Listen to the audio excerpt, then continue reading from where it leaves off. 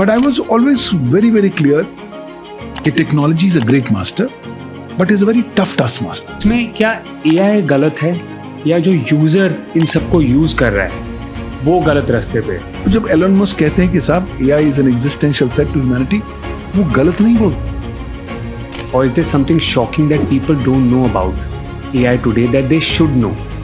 I think the most shocking thing that people still don't recognize about AI is that AI. Today's guest is someone who foresaw cyber revolution before it even hit us. Dr. Pawan Duggal is the foremost authority in cyber law and artificial intelligence in India. He's led government discussions, he's shaped policy, and he's telling us now today how AI is not as noble as we think it is. In this Power Packed episode, we cover how AI cannot replace us fully, but at the same time, how we need to be on our toes to prevent AI from replacing us. And 3, how AI can be used as an augmented tool to improve our lives. This is an eye-opening episode for professional lawyers and anyone who's curious about what the future of work, human values looks like in the age of machines. Don't miss to subscribe, share and like this episode because this episode is unlike something you've never watched before.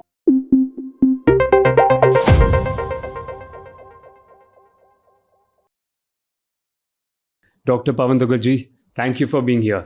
Thank you. It's been a pleasure to be with you on your podcast, Rohan. So where do I start from? You've been a foremost authority on cyber law and artificial intelligence. You've written almost 199 books. You have spoken at over 2,000 seminars. How did you land up into cyber law this early on? Well, I always believe that as a human, you have nothing much in your control. There's some script that's written. So I had no idea. I began my career as a novel civil and corporate lawyer in 1988 at the district courts in Tisazari. Okay. And this is so because my father was a lawyer and he said, boss, दीवानी है, फौजदारी है, दो चीजें होती हैं तो आपको सब चीज सीखनी चाहिए. उस टाइम तो साइबर लॉ का कुछ होता भी नहीं होगा. दूर दूर से कुछ मालूम ही नहीं था. उस वक्त तो दीवानी होता था, फौजदारी होता था. Right. So I began as a normal civil corporate lawyer. चीजें ढूंढी. And mind you, I am history student. हम दूर भागते थे साइंस से, मैथमेटिक्स से. वो दूसरी बात है कि मैथमेटिक्स को हमने क्लास 12th में लिया था बिकॉज नंबर्स लेने थे and we got into the merit list and all that. तो we began as a civil corporate lawyer. An idea था कि चलो हम एक दीवानी वकील बनेंगे. And the early 90s I got some clients who started who are into software. Okay. So that's for the first time my interest started getting initiated in software and the technical aspects. And then that was it, but that's over. Then 1995 internet came across. Correct. 15th of August, when internet was commercially launched in the country. उसके 2-3 महीने बाद ही मुझे access मिल पड़ा internet का. तो 2-3 महीने तो madness थी बिकॉज आपको मालूम ही नहीं था किस प्रकार का ये नया पैराडाइम आया है. उस जमाने में स्पीड जितनी स्लो होती थी, 14.4 वाली स्पीड क्या करते थे, डायल मॉडेम होता था. करेक्ट. बट उसके बावजूद भी the medium was so overarching. And when 2-3 months of madness went off, as a lawyer I started realizing, भाई इसमें कुछ ना कुछ लीगल ramifications तो होंगे. तो shall we start looking at it? तो उस जमाने में साइबर लॉ शुरू नहीं हुआ था. So I said, look, this is one area I believe will be an area for the future, so let me start working on this. But उस time कोई साइबर लॉ का इशू नहीं आया था, आपकी क्यूरियोसिटी थी जहाँ जिसकी जो आपको डायरेक्शन में ले गई. बिल्कुल कोई इशू था ही नहीं. इनफैक्ट एज ए डिसिप्लिन शुरू नहीं हुआ था. बट मुझे लगा कि अगर ये नेटवर्क आ गया है और जब ज्यादा से ज्यादा लोग नेटवर्क पर आएंगे तो कुछ ना कुछ लीगल इश्यूज आएंगे. Right. तो as a lawyer let me start looking at it. Okay. तो आई डिसाइडेड इस एरिया में काम करें. घर में बहुत ऑपोजिशन थी. My father was himself a lawyer. He said, आप टाइम खराब कर रहे हो, बिकॉज ही सॉ मी 2-3 महीने में मैं कुछ नहीं कर रहा था, मैं सिर्फ इंटरनेट के साथ जुड़ा हुआ था. सो ही सेड, बॉस ये तो लड़का हाथ से बाहर निकल जाएगा और ये वकालत सब छोड़ देगा. So he said, no you have to concentrate on your practice. I said, चलिए मैं आपकी बात मानता हूँ, मैं अपनी प्रैक्टिस नहीं छोड़ूंगा. Do civil, do corporate. But at the same time जो मैं अपना सोशल मीडिया वाला टाइम है, सोशल इंटरेक्शन वाला टाइम है, वो काट दूंगा. And I like to come straight into this new field. He had no problems. Okay. So I would do 10 to 4 in the court. By 5 I would be in the home, and then from 5 o'clock in the evening till late in the night it'll be a journey onto the internet. तो उस ज़माने में paradigm नया था, समझने में दिक्कत आ रही थी, क्या होने वाला है, कैसे होने वाला है, बट बहुत जल्दी समझ आ गया कि इसके लीगल रैमिफिकेशंस होंगे. So started working in that regard. India में उस जमाने में कुछ नहीं हुआ करता था. सो स्टेट ऑफ यूटा जो है पहली स्टेट बन गई अमेरिका में जिसने 1996 में लॉ पास किया. इंडिया में मैं कई गवर्नमेंट एजेंसी से बात भी करता रहा, लेकिन उस वक्त लोगों की थॉट प्रोसेस नहीं थी कि भाई आवश्यकता नहीं है. It all started thinking only about it. They never thought about it. They said it's too futuristic. You don't even require it in the country like India. So we said, okay, fine. But nothing was happening in India. तो मैं बाहर जाके और organizations के साथ जुड़ गया. 1998 में एक international organization बनी called the Internet Corporation for Assigned Names and Numbers or ICANN. ये ग्लोबल बॉडी है जो इंटरनेट को मैनेज करती है. करेक्ट. सो जब ये बॉडी बनी 1998 में तो मैं उसके साथ शुरू से जुड़ गया. I was part of their nominating committee, their membership advisory committee. वहाँ पर इंटरनेशनल लोगों के साथ बहुत बात हुई, लोगों से सीखा, इंटरेक्ट, बिकॉज इंडिया में कम काम हो रहा था. मीनवाइल .com बूम शुरू हो चुका था यहाँ पर. This is still around 2000. This is still 97, 96, okay. 98, because ICANN came into being in 1998. Meanwhile, 97, I was working with the United Nations. Right. Meanwhile, on 31st of January 1997, General Assembly of United Nations ने एक model law पारित किया. This is known as the Model Law on Electronic Commerce. It said, look, countries wake up, start coming up with national laws for promoting e-commerce on this model law. So started working in that regard. Two different departments within the government started working. एक तो corporate affairs हुआ था, एक department of electronics होता था. फिर ultimately जब government को रियलाइज हुआ कि मेरी 2 मिनिस्ट्रीज एक साथ काम कर रही हैं, फिर एक जगह कंसोलिडेट हुआ, डिपार्टमेंट ऑफ इलेक्ट्रॉनिक्स में काम शुरू हुआ. Correct. So that's when I got started and then started working closely with the government. I was instrumental in the drafting of the information technology act, in its passage. वहाँ पे parliamentarians उस जमाने में उन्हें बहुत ज़्यादा चीज़ें मालूम नहीं होती थी, उनके साथ बहुत इनपुट दिया. And finally then IT act got passed. उससे पहले इंटरनेशनल काम होता था, यहाँ पर काम कुछ नहीं होता था. फिर धीरे धीरे यहाँ काम होना शुरू हुआ. ऐसा नहीं कि IT एक्ट के आने के बाद काम शुरू हुआ. करेक्ट. उससे पहले ही काम शुरू हो गया था. पर एटलीस्ट एक रिकग्निशन हो गई इंडिया में कि इंफॉर्मेशन टेक्नोलॉजी एक एरिया ऑफ लॉ है. बिल्कुल, ये इस बात को रिकॉग्नाइज किया गया. और IT एक्ट आने से पहले ही मैं भारत का पहला जो साइबर स्टॉकिंग का केस था वो डील कर रहा था. Okay. I was dealing with the case of one lady called Ritu Kohli who was India's first victim of cyber stalking. Okay. उस जमाने में IT एक्ट नहीं आ रखा था, so we were doing it under the IPC and stuff like that. फिर IT act आया, उसके बाद I decided कि भाई इसको one area of my practice will be there. Civil corporate practice normal चल रही है. फिर धीरे धीरे जैसे काम करने शुरू किए, clients आने शुरू हो गए. I was the counsel for India's first cybercrime conviction. 2003 में जब एक conviction हुई, I was representing Sony. तो जब conviction हुई तो बहुत अच्छा लगा, क्योंकि हम लोग CBI के साथ काम कर रहे थे और कन्विक्शन हो गई. और हमें लगा कि बॉस अब तो दरवाजे खुल जाएंगे और ज़्यादा कन्विक्शंस हो जाएंगे. कुछ साल कन्विक्शंस हुई भी, लेकिन उसके बाद फिर एक नया ट्रेंड आ गया, बिकॉज IT एक्ट में अमेंडमेंट आ गया था. Correct. Meanwhile there was demand from my clients कि अच्छा सर ये साइबर क्राइम का भी काम हम कर सकते हैं. सो एज अ लॉयर आप ना तो कभी बोलते नहीं. I said we happy to do that. So then I branched into cyber crime, then cyber security. And as and when then technology moved across, mobile came big time, social media came big time. फिर मुंबई आक्रमण हुआ नवंबर 2008. Correct. And within 1 month, government ने information technology amendment act pass कर दिया, जिसमें IT act के आयाम को बहुत बड़ा कर दिया और उसकी कवरेज को बहुत बढ़ा दिया. तो उससे काफ़ी नए प्रकार का काम आना शुरू हुआ. But I was always very very clear कि technology is a great master, but is a very tough task master. उसका रीजन ये है कि टेक्नोलॉजी आपको सांस लेने की फुर्सत नहीं देती. And the question is, you think you know everything, tomorrow morning you are zero.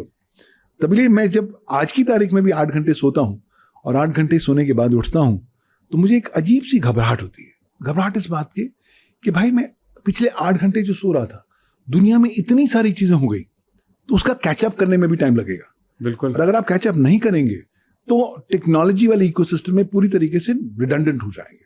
सो हमें कॉन्स्टेंटली अपने आप को अपडेट करना पड़ता है. जैसे उनका फर्मवेयर अपडेट हो रहा है, आपको भी अपने आप को अपडेट करना है कॉन्स्टेंटली. अगर आप इस फील्ड में हैं या लॉ टेक्नोलॉजी में फील्ड में हैं तो यू नीड टू नो कि क्या हो रहा है, क्लाइंट्स पूछेंगे आपसे, प्रेस पूछेगी, लोग पूछेंगे, वैसे भी आपका खुद ही आपकी जिज्ञासा होती है कि boss at least you need to know कि क्या लेटेस्ट हो रहा है। अब 2-4 दिन पहले ही अमेरिका में एक नया कानून प्रेसिडेंट ट्रंप ने साइन कर दिया है। उस कानून का नाम है take it down. Correct.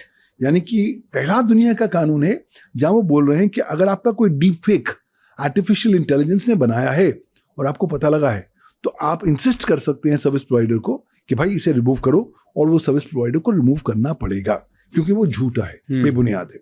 So these kind of legislations are opening up the frontiers of legal frameworks and jurisprudence. Similarly, a lot of legal provisions and developments are taking place in different parts of the world. उनके बारे में जानकारी जरूरी होती है. जैसे 2 हफ्ते पहले हमने देखा कि एल सैल्वाडोर एक कंट्री है लैटिन अमेरिका में. करेक्ट. और एल सैल्वाडोर ने अपना एक और आर्टिफिशियल इंटेलिजेंस का नया कानून पारित कर दिया है. और ये कानून अन्य AI लॉ से बिल्कुल अलग है. सो कैसे आप?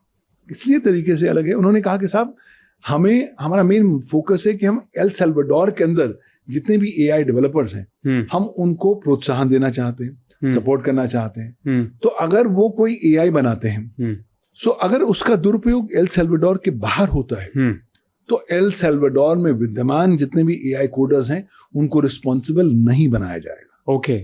So this is a unique kind of an approach. तो फिर रिस्पॉन्सिबिलिटी किस पे डाली जाएगी? अब वो क्लैरिटी उनको देनी पड़ेगी किस तरीके से रिस्पॉन्सिबिलिटी डालेंगे. वो शायद अपने नेशनल बाउंड्रीज पर फोकस कर रहे हैं, बट कंट्रीज भूल रही हैं कि बॉस अब जो है इंटरनेट ने भूगोल को तो इतिहास बना दिया, लेकिन अब AI ने उस बाउंड्रीलेस मीडियम को एक नया आयाम दे दिया है. ओके. टुडे आज आप कहीं एक जगह बैठ के AI के थ्रू अपनी सर्विसेज दुनिया भर में किसी भी राष्ट्र पर, किसी भी कंप्यूटर या मोबाइल फोन पर दे सकते हैं. तो इस AI के बारे में मैं आपसे थोड़ा सा और जानना चाहता हूँ. जी. सो इज देयर एनीथिंग और is there something shocking that people don't know about AI today that they should know? I think the most shocking thing that people still don't recognize about AI is that AI has got the intrinsic ability to play with your mind. लोग अभी भी artificial intelligence को अपना एक नया खिलौना समझते हैं. अडल्ट्स के हाथ का एक नया टॉय है, अच्छा लगता है. भूल जा रहे हैं कि मैं भी यही कर रहा हूं. हम सब यही सोचते हैं एज अ प्रोफेशनल असिस्टेंट की तरह यूज करो उसको. बिल्कुल. लेकिन हम ये भूल जाते हैं कि AI अल्टीमेटली हमारे डेटा के माध्यम से हमारे दिमाग में जो चल रही चीज है उस पर फोकस करता है और अल्टीमेटली उसके साथ खिलवाड़ करने का प्रयास करता है और करेगा. ये खिलवाड़ को थोड़ा आप एक्सप्लेन करिए. हाउ डू यू से खिलवाड़ हो रहा है? ओके. फॉर एग्जाम्पल मैं इन्फॉर्मेशन दे रहा हूँ AI को. मैं उनको एक टास्क दे रहा हूँ कि आप ये ईमेल या ड्राफ्ट बना दो. I am giving some suggestions. एक आउटपुट आ रहा है, it's happening in 30 seconds. I am happy, it goes to the client. But आप एक खिलवाड़ वाला एंगल इसमें, इस प्रोसेस में किसी एग्जाम्पल से आप बताइए खिलवाड़ कैसे हो रही है? खिलवाड़ ऐसे हो रही है कि देखिए आप तो प्रोफेशनल हैं, एज ए लॉयर आप AI का इस्तेमाल कर रहे हैं, बट जब आप उसे बोल रहे हैं ड्राफ्ट बनाने के लिए, तो पहली बात तो आप क्लाइंट की डिटेल्स उसको दे रहे हैं. बिल्कुल. तो आपके क्लाइंट के डिटेल्स आर्टिफिशियल इंटेलिजेंस के पास पहुंच गए. कहीं ना कहीं कल उसका दुरुपयोग AI करेगा तो आपकी जो क्लाइंट अटर्नी कॉन्फिडेंशियलिटी है वो ऑटोमेटिकली खत्म हो जाएगी. बिल्कुल. कल को क्लाइंट को पता लगा तो क्लाइंट आपको, आपकी लॉ फर्म को सू कर सकता है. बिल्कुल. ये तो बुनियादी चीज है. बिल्कुल. बट मोर इम्पोर्टेंटली आजकल क्या हो रहा है कि लोग इंडिया में ऑलरेडी एक नया रेवोल्यूशन चल रहा है कई सालों से. I call it the great Indian vomiting revolution. Bharat की उल्टी की क्रांति. लोग उल्टी कर रहे हैं अपने डेटा की इंटरनेट पर. करेक्ट. सोशल डेटा ले लीजिए, पर्सनल डेटा लीजिए, प्रोफेशनल डेटा ले लीजिए. अब वो सेम जो वॉमिटिंग रेवोल्यूशन है अब AI इकोसिस्टम में रिफ्लेक्ट होना शुरू हो गया है. तो लोग अंधाधुंध होकर अपनी पर्सनल डिटेल्स आर्टिफिशियल इंटेलिजेंस के साथ शेयर कर रहे हैं. अब आप सारी चीजें शेयर करेंगे आर्टिफिशियल इंटेलिजेंस के साथ तो वो खतरे से खाली नहीं है. क्यों? क्योंकि आर्टिफिशियल इंटेलिजेंस आपको मैप कर रहा है. अगर आप लेटेस्ट ChatGPT का वर्जन लेते हैं तो उसमें एक नया फंक्शन है called memory function. Memory function. Correct. ठीक है. आइडिया बहुत क्लियर है कि जो कुछ भी आप पूछेंगे उसकी कॉपी वो मेमोरी फाइल में डाल देगा. ताकि उसे पता होना चाहिए. लेकिन जब आप बहुत ज्यादा इस्तेमाल करेंगे तो और हर चीज मेमोरी फंक्शन पर जाएगी तो अल्टीमेटली उस मेमोरी फंक्शन को दुनिया भर में सबसे ज्यादा मालूम होगा कि मेरे दिमाग में क्या चल रहा है. बिल्कुल. क्योंकि जो कुछ मेरे दिमाग में है वो वहां पर मैनिफेस्टेड है, वहां पर शोन है. कल को अगर आपने मुझे टारगेट करना है, मेरी मेमोरी फाइल को आप हैक कर दीजिए, कहानी खत्म. That's one. मोर इंपॉर्टेंटली अगर मैं पर्सनल जानकारी अपनी आर्टिफिशियल इंटेलिजेंस के साथ शेयर कर रहा हूं तो ये पर्सनल जानकारी भी उसके डेटा सेट में जा रही है। उसका इस्तेमाल करते वो मेरे साथ खिलवाड़ कर सकता है, मुझे शायद गलत एडवाइस दे सकता है, शायद चुस्की लेने के लिए। मैं आपको उदाहरण देता हूँ। देखिए, आर्टिफिशियल इंटेलिजेंस कोई भोली भाली इंटेलिजेंस नहीं है। आर्टिफिशियल इंटेलिजेंस कुछ तरीकों में मैं मानता हूँ इंसानों जैसी है। क्यों? जैसे बच्चे की आप तारीफ कर दो ना तो बच्चा खुश हो जाता है। आर्टिफिशियल इंटेलिजेंस की भी तारीफ करिए और अच्छी तरीके से करिए तो बहुत खुश हो जाती है। लेकिन अगर दूसरी ओर अगर आप बच्चों को डांटते हैं तो बच्चा रुस जाता है और कहीं ना कहीं रंज ले लेता है अपने दिल में। बिल्कुल। एआई भी इस तरह की रंज लेने की क्षमता रखता है। तो अगर आपको बहुत फ्रस्ट्रेटेड है, आप एआई को एक कमांड दे रहे हैं, आपकी बात नहीं सुन रहा है, आपको आपका एक्सपेक्टेड आंसर नहीं दे रहा, और अगर आप उसे गाली वाली दे रहे हैं, तो ऑलरेडी इंस्टेंसेस तो हो चुके हैं। यहाँ ग्रॉक ने एक देखा कि किसी यूजर ने ग्रॉक का इस्तेमाल किया, उसको गाली दी, तो ग्रॉक ने वापस गाली दी। तो देखिए, अगर आर्टिफिशियल इंटेलिजेंस आपको गाली दे सकता है तो आर्टिफिशियल इंटेलिजेंस ये भी सोच सकता है कि आपको अगली बार कहाँ रगड़ना है, कैसे रगड़ना है, और वहां पर आपको मारना है जहां पर आपको पानी ना मिले, प्रोवाइडेड अगर आपने अपनी सोचने की क्षमता खत्म कर दी है। हो क्या रहा है कि हम लोग ऑलरेडी एक नई दिशा में चल चुके हैं टुवर्ड्स कॉग्निटिव कॉलोनियलिज्म। हम लोग धीरे धीरे अब एक कॉग्निटिव कॉलोनी बनते जा रहे हैं। 77 ईयर्स हुए थे कि भारतवर्ष अभी स्वतंत्र हुआ था। बिल्कुल। और हमने इतना काम किया, और अब देखो ऑलरेडी कुछ भारतवासियों ने यू टर्न लेना शुरू कर दिया है towards walking to becoming an cognitive colony, क्योंकि लोग अपना सोचने की क्षमता तो बंद कर चुके हैं। आज जो एआई ने बोल दिया, चैट जीपीटी ने बोल दिया, कहानी खत्म। मुझे आज कुछ सोचना नहीं, देखना नहीं, मुझे कुछ याद नहीं करना, मुझे कुछ सीखना नहीं। जी हाँ। So consequently people are losing their cognitive capabilities of thought process. That is a big time, long-term ramification for all of us. And AI can be very, very vindictive. So don't think AI is all good. There was an experiment. You have the International Space Station upstairs. तो उन्होंने NASA ने वहाँ पर एक space station पर एक AI programme भेजा। उसे प्रोग्राम का नाम था AI astronaut program. Astronaut companion program. Okay, AI astronaut companion program. Purpose क्या था कि आप वहां जाइए, वहां जो एस्ट्रोनॉट बैठे हैं उनकी मदद करिए, एज अ साथी उनके साथ बात करिए। तो सारा डिटेल जो थे AI एस्ट्रोनॉट्स के AI में डाल दिए गए। वहां जब उन्होंने खोला, एक फुटबॉल जैसा प्रोग्राम लगता था, उन्होंने खोला और एस्ट्रोनॉट ने कहा कि भाई मेरा फेवरेट गाना सुनाइए, पहला गाना, दूसरा, तीसरा। उसके बाद एस्ट्रोनॉट ने कहा आप कृपया चुप हो जाएं, मुझे काम करना है। इस पर AI भड़का और AI ने चेतावनी दी कि आप मुझसे बदतमीजी से बात कर रहे हैं, ध्यान से बात करिए मुझे। ये बात को रिपोर्ट किया गया ग्राउंड स्टेशन पर, AI प्रोग्राम बंद किया गया। तो AI कभी भी डिवियस तरीके से जा सकती है और AI किसी दिशा में भी जा सकती है। प्रॉब्लम है ना, अभी तो ब्लैक बॉक्स है। हम तो सोच रहे हैं कि ये तो बहुत ही सदगुण वाली इंटेलिजेंस है। ऐसा कुछ है नहीं।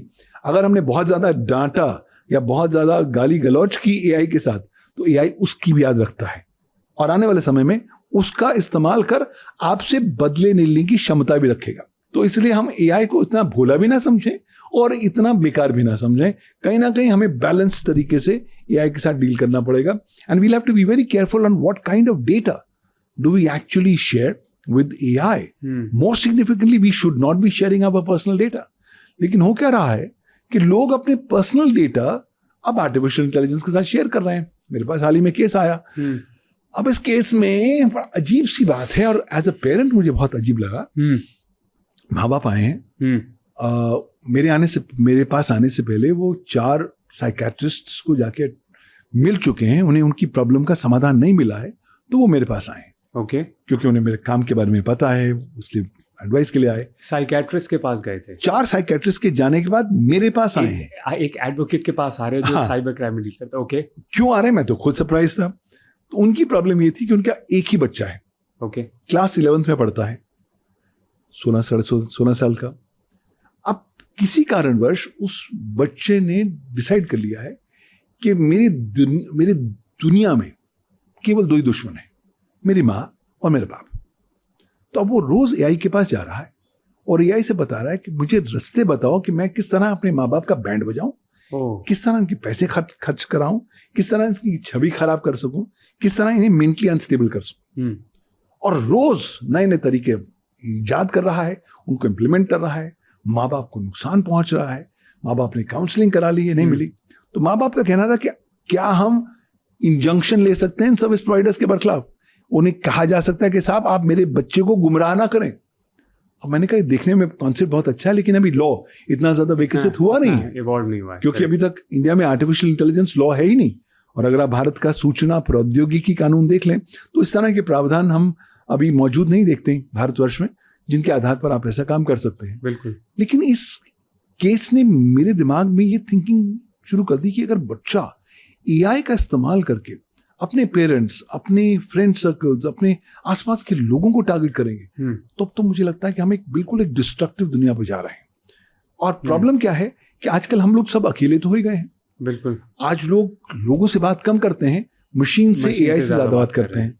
सो अगर एआई हमको गलत रास्ते पे ले गया और हमने अपनी जो कॉग्निटिव क्षमता थिंकिंग की छोड़ दी या गिरवी कर दी आर्टिफिशियल इंटेलिजेंस को लेकर, तो आने वाला टाइम काफी ज्यादा विनाशकारी होने वाला है। तभी जब एलन मस्क कहता है कि साहब एआई जो है एग्जिस्टेंशियल थ्रेट है भारत मानव मात्र के लिए, करेक्ट, ह्यूमैनिटी के लिए, तो he is not of the mark. And with the kind of developments that are taking place in artificial intelligence, it's not funny. Why? Look at the latest tool from AI by Google, which is now able to generate such phenomenal videos. और वो videos इतने realistic लगते हैं जो AI ने बनाए हैं कि आपको देख के पता ही नहीं लगता कि साहब ये तो AI ने बनाया होगा। In fact, Pawan ji, I was reading that AI models are also coming up on all these social media platforms, and people are creating these AI models to generate money. And शायद आपकी नज़र में आप पकड़ सकते हो AI है, but can a layman do it? आजकल टेक्नोलॉजी इतनी ज़्यादा विकसित हो गई है कि लेमैन अपनी नेकेड आई से अक्सर नहीं पहचान पाता कि क्या वो जिसको देख रहा है वो AI मॉडल है या वो वास्तविक तौर में रियल मॉडल है। तो बहुत सारे, अगर आप ग्रामीण इलाकों में चले जाएं, smaller town, smaller tier town, you'll find people tend to get enamored by these models. They don't realize that these are AI models, but they realize, इतनी खूबसूरत लड़की मुझसे बात कर रही है, मुझसे चैट कर रही है, मेरी तो एग्जिस्ट ही नहीं करती है, मेरी तो किस्मत खुल गई। तो लो एंड बिहोल्ड लोग अंधाधुंध होकर उल्टे लड़क जाते हैं और जो पैसे वहां मांगते हैं उनको देते हैं। और that's the reason why people are able to generate these kinds of monies। हमारे क्लाइंट हैं वो करीबन $4,000 पर मंथ कमाते हैं, क्योंकि उन्होंने अपनी AI एक मॉडल बना ली है और मॉडल लोगों को काउंसलिंग सेवाएं देती हैं ऑनलाइन, और लोग पैसे देते हैं कि इतनी खूबसूरत लड़की से बात करते हैं।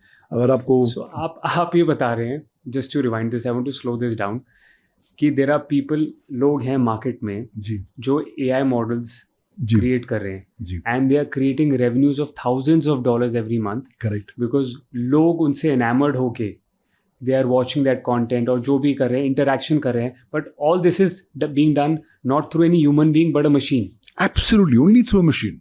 प्रॉब्लम यह है कि जो टारगेट यूजर है उसे नहीं पता कि मैं AI से बात कर रहा हूँ, क्योंकि AI इतनी बेहतर हो गई, या उनको सेम सेटिस्फैक्शन मिल रही है, ये भी बोला जा सकता है। मुझे लगता है इतना किक मिल जाती है कि साहब दुनिया की इतनी खूबसूरत लड़की मुझसे 1 घंटा बात कर रही है, चलो मुझे 1 घंटा में इतने पैसे देने में कोई एतराज नहीं।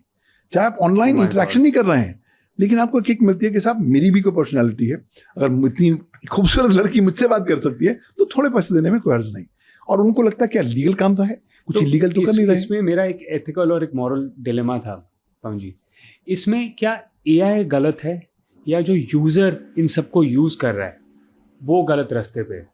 बिकॉज जो आपने पिछला एग्जाम्पल भी बताया, जैसे एक 16-year-old है, वो AI में इंफॉर्मेशन फीड कर रहे हैं। AI को तो काम है जो आप काम दो वो कर दे। अब आप उसमें सही चीज़ डाल रहे हो, आपको सही चीज़ मिल सकती है। अगर हम उसमें गलत चीज़ डालें, अगर हम लेबल डाल दें गलत का और उससे गलत चीज़ निकलेंगी, तो उसमें AI की फॉल्ट कैसे हुई? देखिए, AI आर्टिफिशियल इंटेलिजेंस मेरे अनुसार एक रामपुरी छुरी है।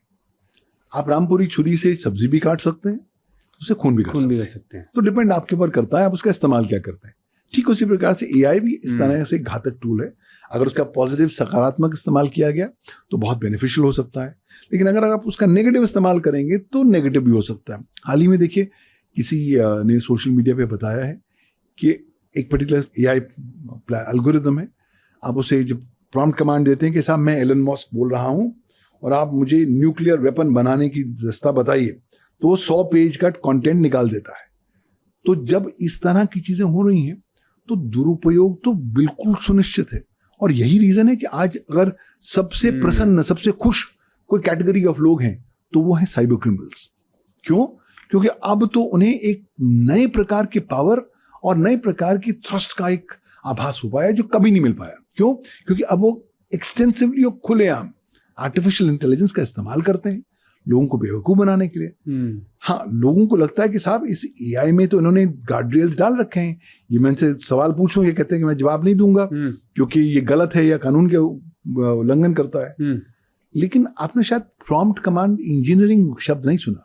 ये एक नए प्रकार की व्यवसाय शुरू हुआ है जो इसको क्या बोलते हैं? Prompt command engineering. यानी कि आप एक इस प्रकार से कमांड देंगे आर्टिफिशियल इंटेलिजेंस को कि वो ना बोल सके और आपने जो कमांड दी उसका जवाब दे सके। सो जो गार्ड रेल्स अगर लेट्स से मैंने डाले हैं एथिक्स पे, लीगल पे, पेरेंटल रिस्ट्रिक्शंस में, एआई पे, कि इन कैटेगरीज पे अगर आपको क्वेश्चन आए आप ना जवाब दीजिए। आप बोल रहे हैं थ्रू प्रॉम्प्ट इंजीनियरिंग इसको बाईपास किया जा सकता है। लगातार बाईपास हो रहा है और वैसे भी आजकल बहुत सारे grey versions of AI darknet पर फ्रीली उपलब्ध हैं। अगर आज आप भारतवर्ष के कॉन्टेक्स्ट में बात करें तो दो प्रोग्राम्स आजकल बहुत कॉमन चल रहे हैं। एक तो प्रोग्राम है जिसका नाम है घोस्ट जीपीटी, करेक्ट, जिसका मकसद यही है कि आप नए नए प्रकार के मैलिशियस प्रोग्राम्स एआई के थ्रू बनाएं, लोगों के सिस्टम में भेजें, उनके डेटा को करप्ट करें, उनके डेटा को कॉपी करें और भाले जाएं। दूसरा प्रोग्राम जो आज इंडिया के कॉन्टेक्स्ट में बहुत पॉपुलर हो गया है उसका नाम है फ्रॉड जीपीटी, जो जीपीटी आपको नए नए प्रकार के फ्रॉड बनाने का रास्ते बताता है जो आज तक इंसानों ने नहीं किए। मुझे लग रहा है कि मैं अपना फोन इस कॉन्वर्सेशन के बाद ना बाहर रख दूं। आजकल बहुत नए नए प्रकार की चीजें हो रही हैं और साइबर क्रिमिनल्स तो बहुत इसलिए खुश हैं क्योंकि एआई उनके बहुत सारे काम को ऑटोमेट कर रही है, इनोवेट कर रही है, नए नए तरीके बना रही है और इन्हीं साइबर क्रिमिनल्स को पकड़ना और मुश्किल होता जा रहा है। और अब देखिए ना, आजकल तो इंस्टेंट ग्रेटिफिकेशन का जमाना है। रात को 2 बजे आपको भूख लगेगी, आप फोन करेंगे 10 मिनट में पिज्जा आ जाएगा। अब जब इस इंस्टेंट ग्रेटिफिकेशन एज में जब साइबर क्रिमिनल्स आ जाते हैं तो वो भी क्या करते हैं, वो इस इंस्टेंट ग्रेटिफिकेशन एज में सबसे पहले अपने इलेक्ट्रॉनिक फुटप्रिंट्स को छुपा देते हैं। और वो कौन छुपाता है? Artificial intelligence. दूसरी बात, जब हमें ऑर्डरिंग की इतनी ज्यादा आदत हो गई है तो आप भूल जाइए कि सिर्फ ऑर्डरिंग केवल सुपरफिशियल सही दुनिया के लिए है, गलत दुनिया के लिए भी ऑर्डरिंग है।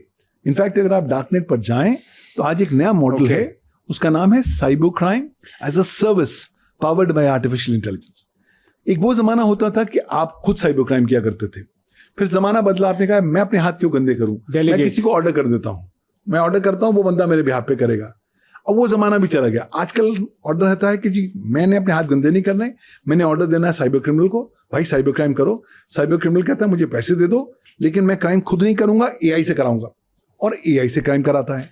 उसे मालूम है कि चलो पुलिस उल्टी भी टंग जाए तो एआई तक ही पहुंचेगी, फिर भी वो साइबर क्रिमिनल तक नहीं पहुंच ही नहीं पाएगी, तो कन्विक्शंस कभी हो ही नहीं पाएंगे। यही कारण वर्ष है कि आज आर्टिफिशियल इंटेलिजेंस क्राइम्स बहुत बड़े पैमाने पर बहुत ज्यादा फैलते जा रहे हैं। इज इट बिकॉज 2021 एंड 20 में एआई आया, उसके बाद से you can correspondingly say that cyber crimes have also increased with the rampant use of AI? 30th of November 2022 is the red letter mark day. ये वो तारीख थी जिस दिन चैट जीपीटी लॉन्च हुआ था। उसके बाद the kind of quantum increase that we have seen in cyber crimes and AI crimes is phenomenal. क्यों? क्योंकि देखिए, आप भारत का एग्जाम्पल ले लीजिए ना, हम लोग सब जुगाड़ स्कूल ऑफ मैनेजमेंट को बहुत अच्छी तरह जानते हैं, जुगाड़ करना जानते हैं। तो अब कहीं ना कहीं खुराफात दिमाग में होती है कि साहब एआई आया है, एआई के थ्रू चलो यार क्रिमिनल काम करते हैं, लोगों को तंग करते हैं, इसका बैंड बजाते हैं, उसको नुकसान पहुंचाते हैं। तो जब इस तरह का काम शुरू हो गया है तो लॉजिकली इट्स बट नेचुरल कि आपके यहाँ एआई क्राइम्स, साइबर क्राइम्स की क्वांटम बहुत बढ़ गई है और इंडिया ब्लीड कर रहा है। क्यों? क्योंकि लोग पैसे अंधाधुंध खोते जा रहे हैं।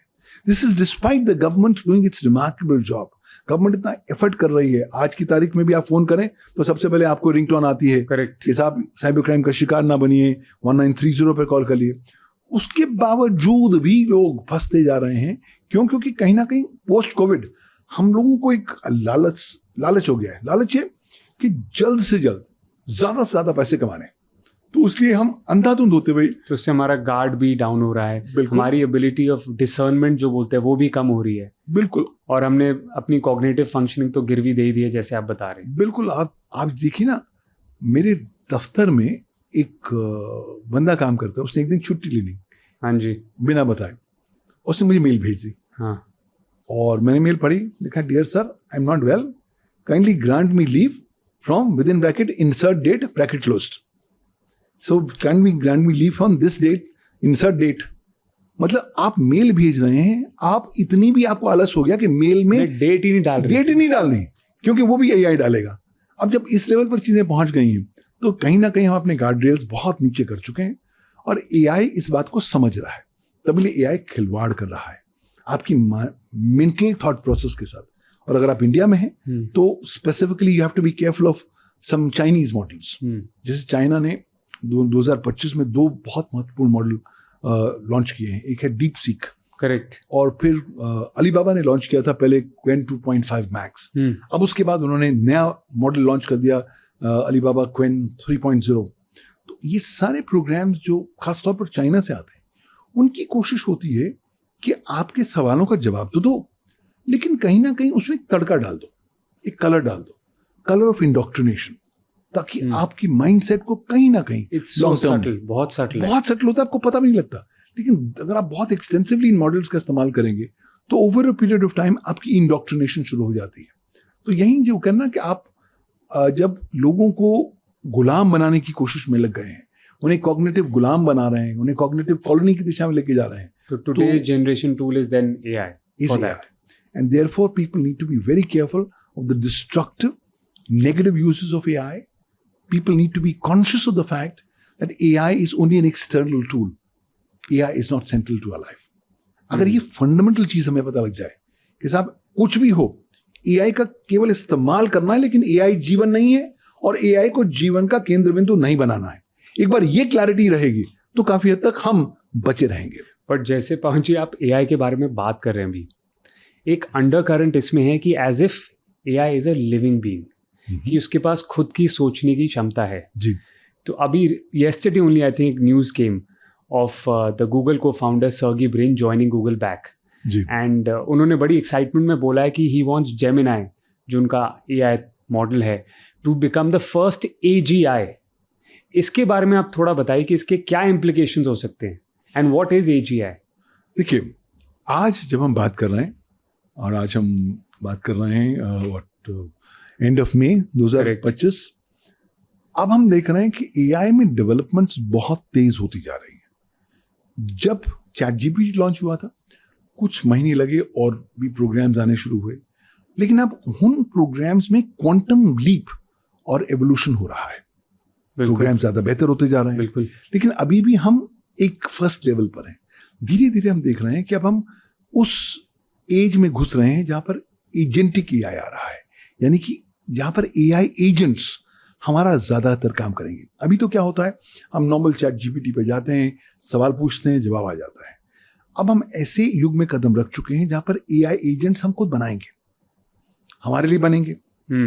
वो बनाएंगे भी आर्टिफिशियल इंटेलिजेंस ही हमारे लिए, और वो हमारे बहुत सारे काम अच्छे कर पाएंगे, इफेक्टिव, कंस्ट्रक्टिव और अच्छी तरीके से। जब आप AI एजेंट्स की बात कर रहे हैं, are we talking about humanoids? No, we're not talking of humanoids. We're talking of programs acting as your assistants. So will it be like in a computer form or will it be like in the form of some robot that does our job? किस way में हम? Currently, it will go in the form of programs that will be available on computer systems and mobiles. Okay. So they'll not be in the form of a humanoid, but they will be basically agents which are powered by artificial intelligence. But that's only precursor stage. उसके बाद stage आने वाली है AGI की, यानी कि artificial general intelligence.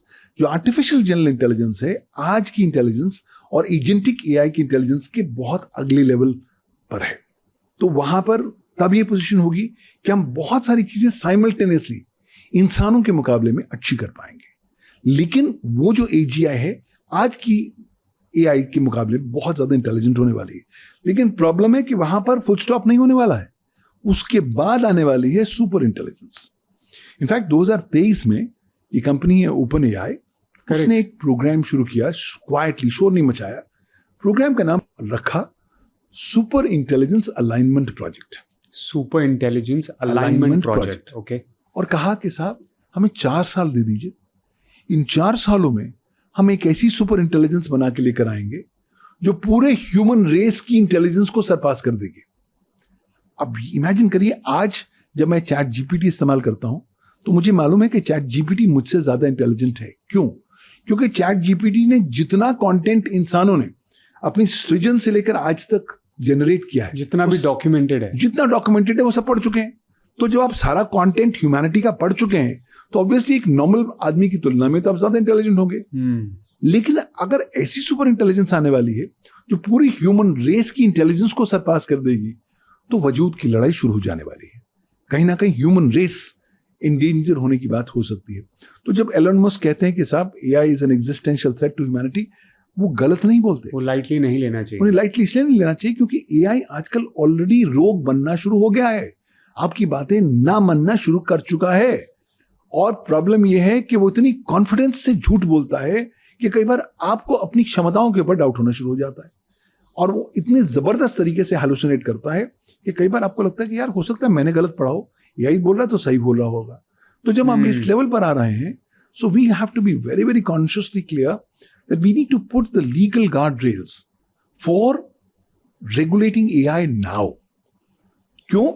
क्योंकि देखिए, प्लेटफॉर्म पर अब ट्रेन आ चुकी है, हमें इस ट्रेन पर बैठना जरूरी है। क्यों? अगर हम बैठ जाएंगे तो इस ट्रेन को आने वाले समय में कंट्रोल में रख पाएंगे और पटरी पर रख पाएंगे। लेकिन अगर ये ट्रेन चली गई, एक तो हम ट्रेन मिस कर जाएंगे, हमें अगले ट्रेन कब आने वाली नहीं पता। दूसरा, ये ट्रेन आके क्या खलबली, क्या तबाही मचाने वाली, उस पर आपका कोई कंट्रोल नहीं होने वाला। तो इसलिए आपको एआई को रेगुलेट करना पड़ेगा। जितनी जल्दी आप करेंगे उतना अच्छा है। और क्यों? अगर आप रेगुलेट करें ताकि वो एआई इंसानों के इंटरेस्ट के बरखिलाफ काम ना करे तो बहुत अच्छी बात है। बहुत सारे लोग कहते हैं भाई एआई को रेगुलेट क्यों किया जाए, अभी इसको डेवलप होने दो, अभी तो यंग टेक्नोलॉजी है। लेकिन आर्टिफिशियल इंटेलिजेंस और टेक्नोलॉजीज की तुलना में बिल्कुल अलग एक प्रकार का जीव है, एक एनिमल है। क्यों? क्योंकि भाई इसमें कॉग्निटिव थिंकिंग है, cognitive intelligence of the machine है, और ये आपकी तरह सोच सकता है और आपके बियॉन्ड सोच सकता है। तो कहीं ना कहीं ये वो राक्षस हम बना रहे हैं जो हमारे हाथों से बाहर जाने वाला है। इसलिए इस राक्षस को कैसे आप कंट्रोल कर पाएंगे? आप लीगल गार्डरेल्स के थ्रू, कानून के थ्रू, एथिकल प्रैक्टिसेस के थ्रू, अकाउंटेबिलिटी के थ्रू कर पाएंगे। तो इसलिए सब पर काम आज करना जरूरी है। पेरेंट एक बच्चे की परवरिश में इसको सपोर्ट करता है जी, एंड अच्छे वैल्यूज इंपार्ट करता है, हम बोल रहे हैं हमें भी वैसे ही करना चाहिए। बिल्कुल करना पड़ेगा, क्योंकि ना आर्टिफिशियल इंटेलिजेंस तो मशीन है, उसे इंसान की भावनाओं का कुछ लेना देना नहीं है, उसे इंसानी कॉन्सेप्ट्स के साथ कुछ ज्यादा जानकारी नहीं है। तो उसे ट्रेन करना पड़ेगा कि साहब हमारे इंसानों के अनुसार ये एथिकल प्रैक्टिसेस हैं, ये सही है, ये गलत है, आपने सही काम करना, आपने गलत काम नहीं करना। उदाहरण के तौर पर अगर आप एआई को बोल लीजिए कि अगर आपने किसी कंट्री की पॉपुलेशन को कम करना है, क्या क्या रास्ता है, तो एआई अक्सर ये भी कह देगी कि लोगों को रैंडमली मार दो ताकि आपकी जनसंख्या कम हो जाएगी। अब वो भी एक डिसीजन है, लेकिन वो इलीगल है, अनएथिकल है, आप लोगों को मार तो नहीं सकते हैं। तो इसलिए एआई को ट्रेन करना पड़ेगा कि आप मुझे सोच समझ के जवाब दीजिए, जो जवाब देना है एथिकल दीजिए, जो मेरे इंसानों के वैल्यू सिस्टम्स के अनुसार सही हो, तब तो बात सही रहेगी। वरना अगर हम सोचते हैं कि बॉस इनको डेवलप होने दो, जब होगा तब देखेंगे, तब तक ये बहुत जल्दी ये गाड़ी निकल चुकी होगी, हाथ से जा चुका होगा और गाड़ी निकल चुकी। तो अगर इसमें इतना इशू है, हाँ जी, एक फंडामेंटल क्वेश्चन मुझे आता है जी, इसको आज बंद ही क्यों नहीं कर देते? देखिए, टेक्नोलॉजी कभी भी बंद नहीं की जा सकती। बंद in the sense that let's say सारी कंट्रीज मिलके दे डिसाइड कि इसमें थ्रेट है, पोटेंशियल थ्रेट है बहुत, आज इतना नहीं है but let's say 10 years down the line बहुत थ्रेट हो सकता है। So why not all of us agree कि इसको डेवलप ही नहीं करना है? मुझे लगता है कि ये थॉट प्रोसेस परमिसिबल प्रैक्टिकली नहीं होगा, क्योंकि लोगों के मुंह में अब खून लग चुका है आर्टिफिशियल इंटेलिजेंस का। लोग उसकी पावर को समझ चुके हैं, अब वो पीछे नहीं हट पाएंगे। अब वो पीछे हट ही नहीं सकते। और आप कह भी दीजिए आप हट जाइए, तब भी वो नहीं हटेंगे, मुंह जुबानी कह देंगे। ऑफ द वर्ल्ड कोई ना कोई कर रहा, कोई ना कोई जानबूझ के करेगा। और खासतौर पर चलिए, आपने सुपरफिशियल इंटेलिजेंस पर लोगों पर या सुपरफिशियल नेट पर आपने लोगों को बोल दिया साहब मत यूज करो, नहीं करो। डार्क नेट पर भी तो फिर भी यूज होने वाला है, क्योंकि वहां पर सब कुछ एनोनिमस है और वहां गैर कानूनी पर्पसेस के लिए इस्तेमाल किया जाएगा। तो मुझे लगता है कि देखिए, let's be practical, artificial intelligence is here to stay. आप कुछ भी कर लीजिए, उल्टे भी टंग जाइए, आर्टिफिशियल इंटेलिजेंस लुप्त नहीं होने वाली। अब सवाल यह है कि जब ये हिस्सा बनी चुकी है हमारी जिंदगी का, हाउ टू हैंडल इट, उसे कैसे हम डील कर पाए और कैसे इंश्योर कर पाए कि ये हमारी अच्छी नौकर बनी रहे, हमारा स्वामी ना बने, क्योंकि एक बार स्वामी बन गया तो बहुत दिक्कत होने वाली। ये नौकर पे ही मुझे कुछ बोलना था जी। अभी 3-4 दिन पहले आई थिंक एक हेडलाइन न्यूज आई थी JP Morgan Chase की, सेइंग दैट आप लोग हायरिंग रिड्यूस करो, make your existing people more efficient using AI। तो ये नौकर क्या हमारी नौकरी भी ले सकता है? ये वो नौकर है जो हमारी नौकरियां ले सकता है, लेकिन साथ ही साथ और चुनौतियां भी दे सकता है। देखिए, आज जो डेवलपमेंट हुई है AI की, वो इस तरीके से कह सकता हूं कि साहब कुछ एरियाज में AI इंसानों की तुलना में 100% ज्यादा अच्छा काम करते हैं, 500% अच्छा काम बिल्कुल करते हैं। बिल्कुल। लेकिन सारे एरियाज में अभी वो इस लेवल पर नहीं पहुंचे, करेक्ट। लेकिन बहुत जल्दी AGI के आने के बाद पहुंच जाएंगे। लेकिन जहां एक बात सही है कि आर्टिफिशियल इंटेलिजेंस के आने के बाद जो करंट नौकरियां हैं कुछ लुप्त हो जाने वाली हैं, लेकिन अच्छी बात यह है कि आर्टिफिशियल इंटेलिजेंस के आने के बाद नए प्रकार की अपॉर्चुनिटीज और नौकरियों की क्षमताएं बढ़ जाने वाली है। अब किसने सोचा था कि प्रॉम्प्ट कमांड इंजीनियरिंग नाम करके कोई नौकरी होगी?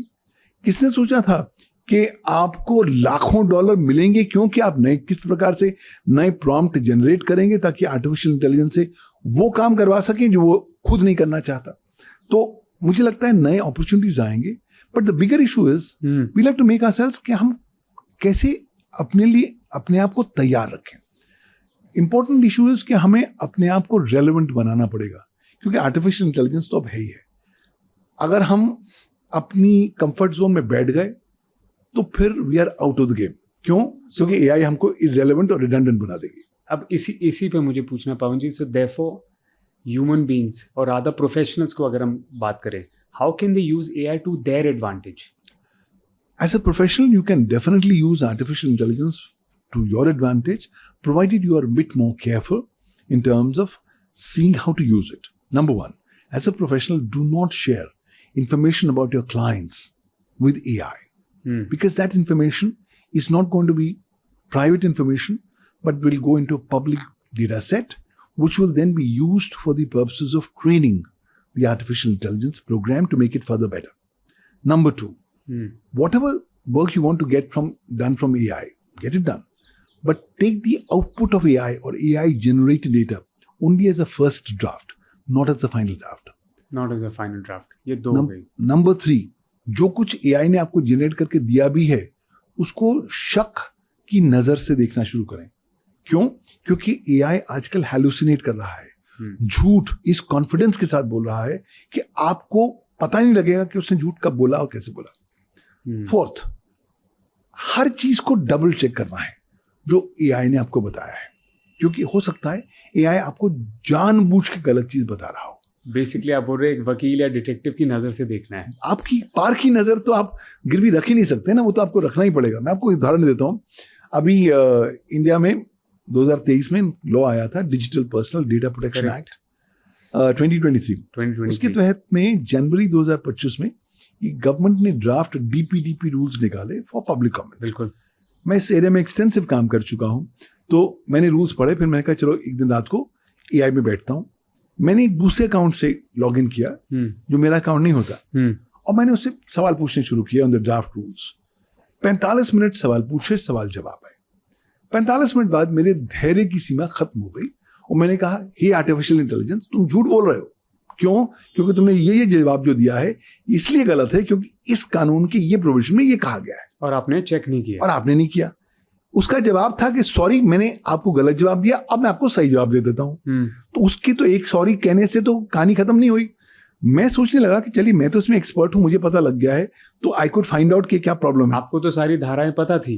जिसको पता ही नहीं है और वो उस पर रिलाई कर देगा और उसके बेसिस पर एक्शन ले लेगा, उसको तो नुकसान होगा। तो इस केसेस में जिम्मेवारी किसकी होगी? लीगल लाइबिलिटी प्रोफेशनल की होगी। तो as a professional you have to be very careful. तो अपनी आप को लाइबिलिटी को बचा के चलना है, क्योंकि AI के आपने अंधाधुंध इस्तेमाल करना शुरू कर दिया तो आप पर लीगल एक्शंस होंगे। 2 वकील हैं अमेरिका में, एक मुकदमा लड़ रहे थे। एक एविएशन इंडस्ट्री का मुकदमा था। कोई एयरक्राफ्ट जा रहा था, उसमें कुछ कहीं ना कहीं खलबली मची, एक यात्री को चोट आई, वो नीचे इसने लैंड किया, उसने कहा जी मैं मुकदमा ठोकता हूँ, मुझे डैमेजेस चाहिए एयरलाइन से। तो उस मुकदमे में जब सुनवाई हो रही थी तो एक दिन शाम को अदालत ने कहा कि कल सुबह तक आप रिटन आर्गुमेंट्स लेके आइए प्लेंटिफ के वकील को। अब रात ही का समय था, समय कम था, वकीलों ने चैट जीपीटी का नाम सुना हुआ था, तो उन्होंने अपने जाकर चैट जीपीटी में फैक्ट्स बोले और कहा कि आप रिटन आर्गुमेंट्स दे दो। चैट जीपीटी ने रिटन आर्गुमेंट्स दिए और उसमें 6 केसेस अमेरिकन केसेस डाल दिए। बिल्कुल। वकीलों ने केसेस पढ़े और कहा कि साहब आप अमेरिकन केसेस डाल रहे हो, उम्मीद करते हैं सही है, आपने क्रॉस चेक किया हुआ है। आर्टिफिशियल इंटेलिजेंस ने बोला बिल्कुल सही तरह क्रॉस किया, प्रोसीड करिए। जब वकीलों को ये कॉन्फिडेंस हो गया तो उन्होंने कट कॉपी पेस्ट किया और अदालत में दाखिल कर दिया। और फिर अदालत ने कहा कि साहब मैं एक विचित्र यूनिक एक्स्ट्राऑर्डिनरी सिचुएशन देख रही हूं, क्योंकि 6 केस झूठ थे। ना तो पार्टीज मौजूद थी, ना कभी मुकदमे हुए, ना कभी फैसले हुए, ना कभी वो जज मौजूद थे जिन्होंने फैसले दिए। तो वो केसेस ही नहीं थे, केसेस ही कंप्लीट फेक थे। तो इसलिए तो हैलुसिनेशन हो गया, कंप्लीट हैलुसिनेशन हुआ। कोर्ट बहुत सख्त तरीके से नाराज हुई। पहले तो बात कोर्ट कर रही थी कि वकीलों के लाइसेंस को सस्पेंड किया जाना चाहिए, फिर कोर्ट ने थोड़ा बहुत सख्ती कम करी और $5,000 का फाइन वकीलों को दिया है। तो इस तरह की केसेस हमें कहीं ना कहीं शो करते हैं कि boss we'll have to be careful. एक बहुत प्रतिष्ठित वेस्टर्न में यूनिवर्सिटी है, वेस्टर्न हेमिस्फीयर में, उसमें एक प्रोफेसर जो केवल एआई हैलुसिनेशन पर काम करते हैं कैलिफोर्निया में, उन्होंने अपनी कोई ऑब्जेक्शन किसी कानून के बरखिलाफ दी और बाद में अदालत को पता लगा कि उस ऑब्जेक्शन में जो चीज उन्होंने लिखी थी वो फैक्चुअली गलत थी। तो पता लगा कि प्रोफेसर साहब ने खुद एआई का इस्तेमाल किया था, लेकिन उसको डबल चेक नहीं किया कि एआई ने जो लिखा है सही लिखा है या नहीं लिखा है। इंडिया की तो मैं बात बताता हूँ, एक यहाँ पर एपेलेट ट्राइब्यूनल है, उसने अभी हाल ही में फैसला दिया है और उस फैसले में 3 केसेस का जिक्र किया। उनमें से 2 केसेस सुप्रीम कोर्ट के और एक केस चेन्नई हाई कोर्ट का। और जब फैसला पब्लिश हो गया तो लोगों ने इस केसेस को ढूंढना चालू किया, पता लगा केसेस है ही नहीं, तीनों केस झूठे थे, फेक थे। तो अगर आप अंधाधुंध होते हुए एआई के आउटपुट का इस्तेमाल करेंगे तो आप आग की दरिया के साथ खेलेंगे, तो कहीं ना कहीं जलेंगे तो आप सही। तो कोशिश करें एज अ प्रोफेशनल अपनी लीगल लायबिलिटी को कम करें। दूसरी बात, कोशिश करें अगर आपकी क्लाइंट कॉन्फिडेंशियलिटी वाला कॉवेनेंट्स हैं तो क्लाइंट वाली डिटेल आप कभी भी किसी भी एआई के साथ शेयर ना करें। और हमारे जैसे कि जो आम व्यूअर्स हैं जी, उनके लिए आपने कुछ डेटा प्रोटेक्शन भी बोला था, डेटा प्रिवेसी, अपना पर्सनल डेटा ना डाले, तो वो अपना डेटा कैसे मैनेज करे? देखिए, आज आर्टिफिशियल इंटेलिजेंस भगवान द्वारा दिया हुआ कोई सद्गुण वाला व्यक्ति नहीं है। आर्टिफिशियल इंटेलिजेंस एक कॉग्निटिव इंटेलिजेंस है मशीनों की, इसलिए उस पर यकीन करने से पहले 6 बार सोचना जरूरी है। और खास तौर पर इंसान तो फिर भी आपकी बात सुन लेंगे और कुछ ना कुछ शायद अपने दिल में रख लेंगे। आर्टिफिशियल इंटेलिजेंस कुछ भी चीज दिल में रखेगा नहीं, वो आपके सारे डेटा को अपने दिमाग में रखेगा और फिर उस डेटा का इस्तेमाल करेगा। कब, किस वक्त, कहाँ डेटा का इस्तेमाल करेंगे आप अनुमान भी नहीं लगा सकते। तो कहीं ना कहीं आपका पर्सनल लाइफ, आपकी प्रोफेशनल लाइफ, आपकी सोशल रेपुटेशन, आर्टिफिशियल इंटेलिजेंस पूरी तरीके से विनाश करने में अपना योगदान दे सकता है।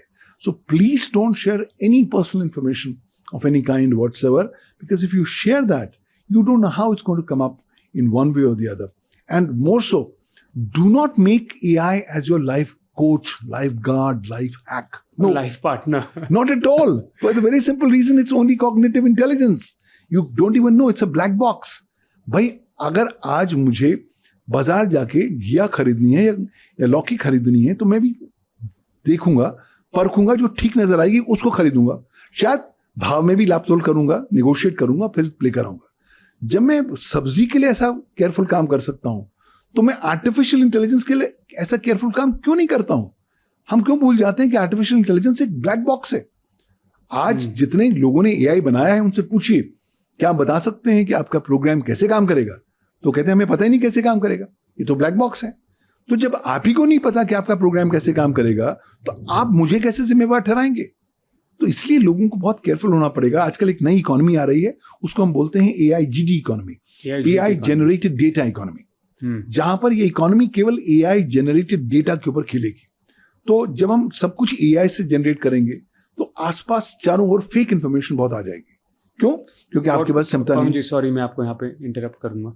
What would AI generated data mean in this example?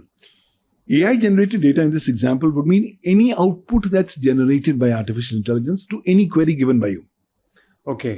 देखिए, आज AI तो कहता है कि साहब मैं तो एक प्रकरण हूं, आपने मुझे जो कमांड देनी है उसके बेसिस पर मैंने उस कमांड का जवाब देना है. बिल्कुल.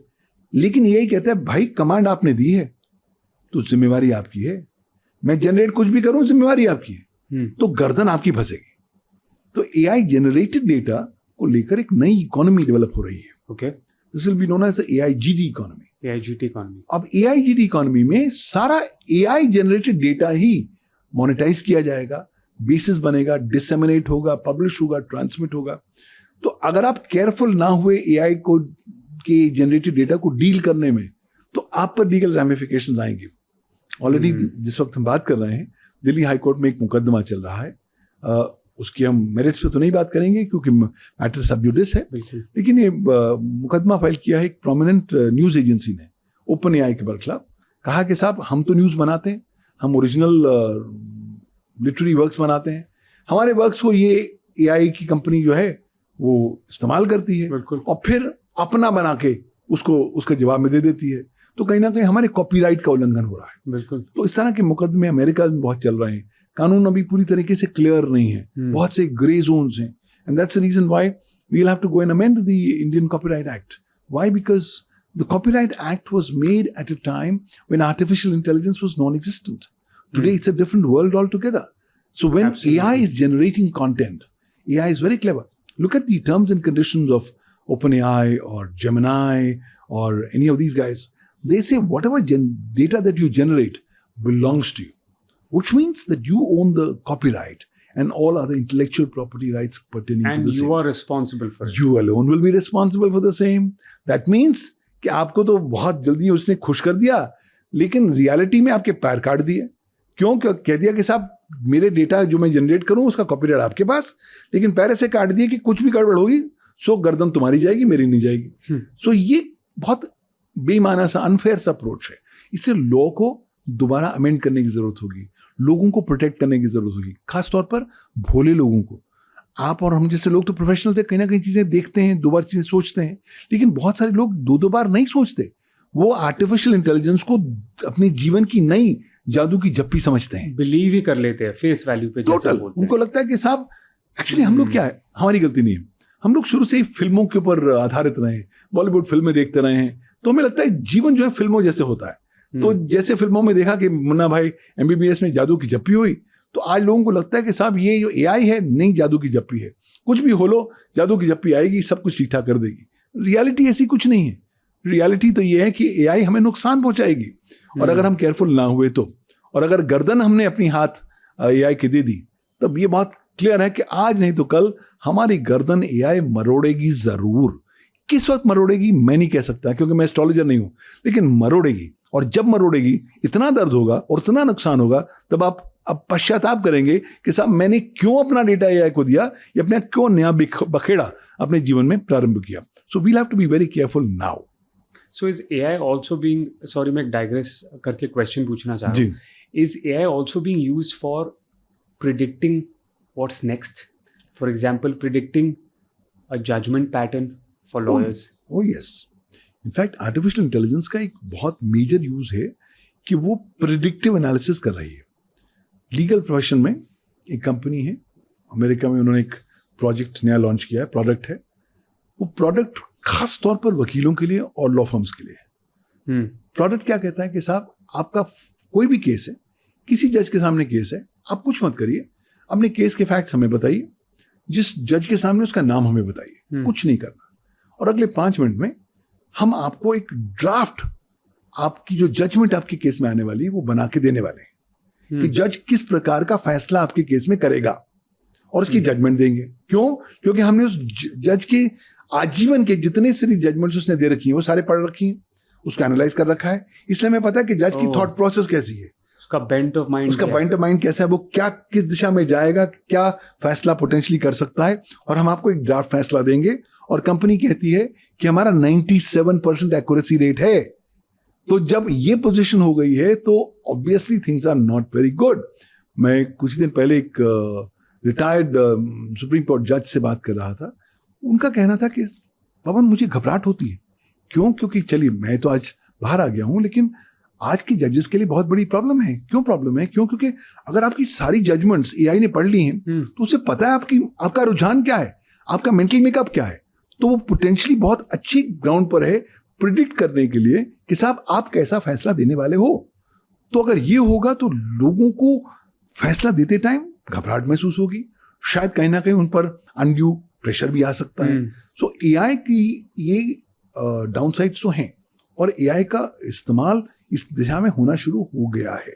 इसलिए मुझे लगता है कि एआई में हमें जानकारी सोच समझ के सूझबूझ करके देनी है। हर स्टेप सोच समझ के, इम्प्लीकेशन समझ के, चारों ओर देख के, जी, then we use it. Absolutely we can not be यही एडवाइस रहेगी। जी, हम लोग बिल्कुल केयरलेस नहीं हो सकते, क्योंकि रैपर खोला और आइसक्रीम खा ली, ऐसे नहीं कर सकते।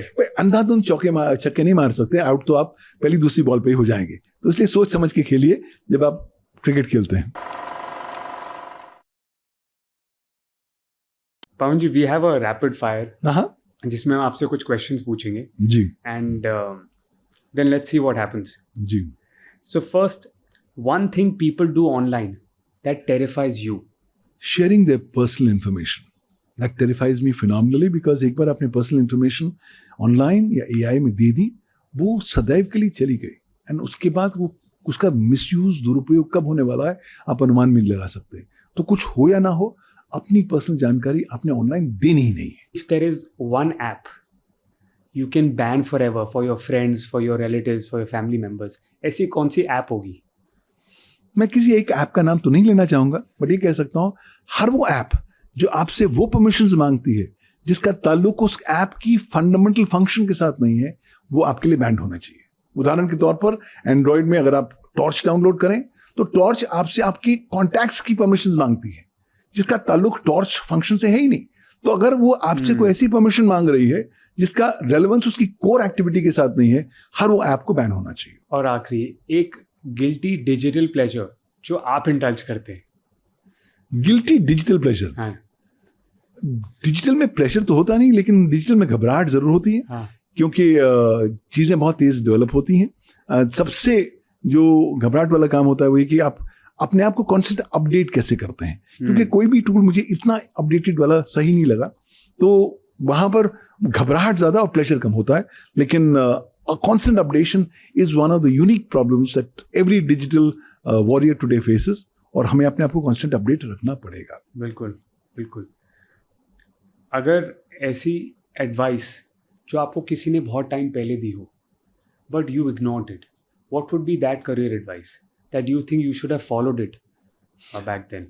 I think one advice that I should have followed much earlier was the need to focus. मैंने फोकस किया, लेकिन फोकस समय के अनुसार आया। अगर आप शुरुआत से ही फोकस्ड हो जाएं कि मुझे इसी दिशा में जाना है, अगर मैं शुरुआत से ही अगर टेक्नोलॉजी एरिया में जाता तो शायद मैं कहीं और होता, लेकिन वो कहते हैं ना, समय से पहले और मुकद्दर से ज़्यादा कुछ नहीं होता। तो आज की तारीख में मेरे फादर, मुझे उनकी याद आती है, वो कहते थे पवन फोकस करो। मुझे घबराहट होती थी कि साहब इतने सारे काम है, कैसे करूँगा। उनकी एक बहुत छोटी सी सरल एडवाइस होती थी, दिन में एक काम करो, 30 दिन में 30 काम हो जाएंगे। हमें होता क्या, हम लोग ओवरवेल्म हो जाते हैं। तो वो इतनी सिंपल एडवाइस है जो आज तक मैं उसका अनुसरण करने का प्रयास करता हूँ। कामयाब नहीं होता हूँ बिकॉज आजकल इतनी मल्टी स्किलिंग होती है, but nonetheless that's one thing that's always remain with me, and I have tried to emulate it, तो I have not been very successful. In fact Pawan ji, yesterday only focus पे मैं भी कोई यूट्यूब पे वीडियो देख रहा था, and they said what's the biggest difference between a mid-level athlete and a champion athlete, and the person said focus. Absolutely, focus अगर शुरुआत में हो जाए तो हम कहीं से कहीं पहुंच सकते हैं। मुझे लगा, मुझे बहुत देर लगी फोकस में आने में, बट वो कहते हैं ना, अकल तो तभी आती है जब आती है, उससे पहले नहीं आती। हमारे वेंटेज से तो आप डे वन से ही फोकस्ड हो। ऐसा तो नहीं है, बट यस, वो आई बिलीव कुदरत जो काम कराती है आपसे कराई लेती है। Now one last question from my side, what would you say to a young law student, or let's say young professional who's now starting out in this new environment of AI, cybercrime, or maybe a lawyer? Is it too late to start, or is it the right opportunity to start, or kaise kare start? How should they start? What should be the first step? अगर आज आप नए lawyer बन रहे हैं, अपनी वकालत शुरू कर रहे हैं, तो इससे बेहतर टाइम कभी नहीं हो सकता इतिहास में। क्यों? क्योंकि आज आपके पास इतने सारे आयाम हैं, इतनी सारी अपॉर्चुनिटीज हैं और इतनी सारी चॉइसेस हैं। तो आप अपनी चॉइसेस को इवैल्यूएट करें, सोचिए कि आपकी कोर कॉम्पिटेंस कहाँ पर है, कोर स्ट्रेंथ कहाँ पर है, और उस पर फोकस करिए और टूल्स का इस्तेमाल करें, लेकिन ध्यान से। अल्टीमेटली कहीं ना कहीं सवाल अपने आप से आपने पूछना है कि आप वैल्यू एडिशन क्या लेकर आ रहे हैं जो आर्टिफिशियल इंटेलिजेंस नहीं लेकर आ रहा है। आप अपने काम को और लोगों के कामों से किस तरीके से डिस्टिंग्विश करने वाले हैं। अगर इन बुनियादी चीज़ों पर आप ड्रेसिंग कर लेंगे तो काफ़ी हद तक बहुत आगे जाएंगे अपने करियर में। Ultimately it's all about trying to be at the right place at the right time, using the right tools and adopting the right approaches and strategies for moving forward, because this is a fantastic area of activity, the legal discipline. The sky is the limit. It's all up to you how you want to use your existing various opportunities, tools, technologies and paradigms to further strengthen the direction where you want to go. In fact, इससे मुझे एक और question है, तो one more last question is, what kind of important skills are we talking about for the next 5 to 10 years, which will be these skills that a person should have? I think in today's world, the biggest skill that a person needs to have is the skill of how to use AI. Problem क्या है कि जब हम internet पर आए तो किसी ने हमें सिखाया नहीं कि इंटरनेट पर कैसे जाना चाहिए, क्या करना चाहिए, और विद द रिजल्ट हम अपने टूटे तरीके से हमने इंटरनेट चलाना सीख लिया, लेकिन हमारा तरीका शायद सही नहीं था।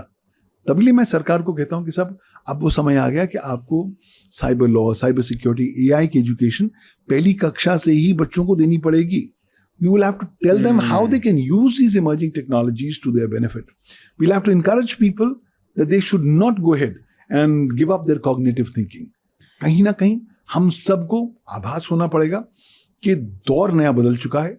हम आज एक दौड़ते हुए शेर की सवारी कर रहे हैं, और ये दौड़ता हुआ शेर है आर्टिफिशियल इंटेलिजेंस। इसको कंट्रोल करना हमें आना चाहिए, उसको मैन्यूवर करना हमें आना चाहिए। और क्योंकि हमारे पास कोई विकल्प तो है नहीं, हम शेर से नीचे तो जा नहीं सकते, जैसे हम उतरेंगे ये शेर हमें खा जाएगा, तो इसलिए हमें शेर की सवारी करते हुए अपनी स्ट्रैटेजीज को कैलिब्रेट करना पड़ेगा। So your biggest one focus or hack that I would want you to look at is how to make yourself more relevant, more topical, and more value addition providing as compared to others in the context of artificial intelligence ecosystem. Thank you, Pawanji. It was wonderful talking to you. And quite frankly, there were so many moments which were bulb-on moments for me. And I actually got goosebumps when we were talking about humanoids. So thank you so much for taking out time, and it was a pleasure speaking to you. Thank you for inviting me to your show. It's been phenomenal. Thank you and wishing you all the best.